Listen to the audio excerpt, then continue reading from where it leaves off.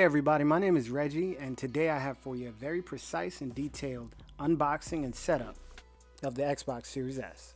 The reason why I'm making this video is very simply because a lot of people are just plain unable to get an Xbox right now. The price of them alone at $300 or $500 for the X, or even just the price of buying one from a reseller, like unfortunately I had to do. Thankfully, my wife was understanding. But the price of obtaining one of these is expensive. And then again, with the resellers, it's going to be really difficult, at least until the next restock date. And I know a lot of you guys are wondering, okay, what does it look like? How will it fit in my setup? What is it going to look like on the big screen? I'm going to answer all of that for you today. And one of the first things you're going to notice is how much smaller this Xbox is. You're going to see that this is definitely the smallest console that Microsoft has ever made. And even the controller, what they did with it is really magnificent in terms of making it smaller. They shortened the bumpers on the end of it so that it's going to be way more comfortable in the hand for people with smaller hands so that they can fully grip the controller. You even see the rubberized grips all over that controller, which is, again, uncommon for a standard controller coming with the console. So they upped their game a lot. The Series S is actually really impressive when you put it next to a 1S.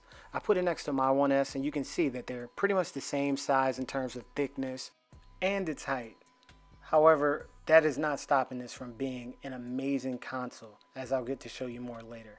When you compare the controllers, I have here the Series S controller and my Elite 2 controller. You can see if you really look that they really did slim down that controller. And as the first of its kind, they even put the rubberized grips that we all know from the Elite controller's body on the bumpers of this controller along with the back. So this is going to be a super comfortable controller for not being an Elite or an extra controller that you'd have to pay extra for. But now for what we all really want to see, the turning on and the setting up of the Xbox.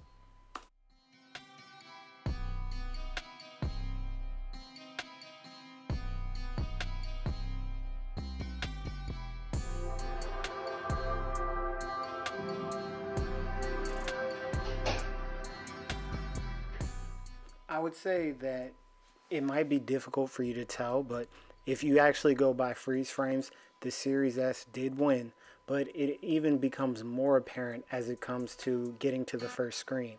Now, I assume the console opens up faster when it's not your first time turning it on, but it still beat the Xbox One by a long shot coming on, and that's even for, again, the first time it's loading up.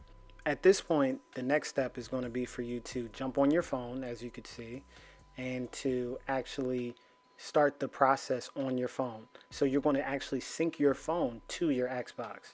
That's required now, so that's actually pretty cool. And at this point, you can finally see the Xbox One S finally turn on. So when connecting your phone to the Xbox, the first thing you're going to see is that you have to type in that passcode, and then now you can see me connecting to the Wi-Fi, so that's the next step. And then following that, you're going to then have the option to update your console. And again, I am speeding through all of this. However, it is actually not really taking long at all. So then you get your security preferences right after that. It's going to ask you about how you want to sign in. And after that, it's going to talk to you about updates. You do have the option to turn on remote features so you can install games remotely to your Xbox, which is really cool. But after that, that's pretty much everything.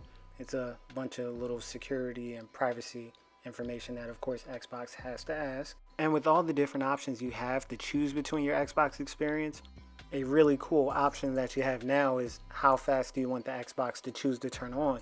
Do you want to focus on energy efficiency, or do you want to focus on as fast as it can go? So there's a high probability it can load faster than it did earlier. The final step that you can see here is that the system is asking you to hold down the Xbox button on the new controller in order for you to connect it. Personally, I was curious to see if the Xbox was smart enough to recognize that I wanted to keep my old controller. It was not. I had to get up and manually sync it, but other than that, everything was really simple. After syncing your controller, the only thing you really have to do now is download all of your previous information from your games, which leads you to our main issue. The storage. 512 gigabytes is really small. Downloading the old 2K was taking up a quarter of my hard drive. Xbox's main saving grace is that you can still use old style external hard drives in order to save all your data. So you don't have to drop $200 on a new memory expansion card. Now that's all I have for you today, so thank you for tuning in, and keep a lookout. We are looking to get a unboxing for the Series X as well. And in the meantime, please like, share, subscribe. Until then, have a blessed one.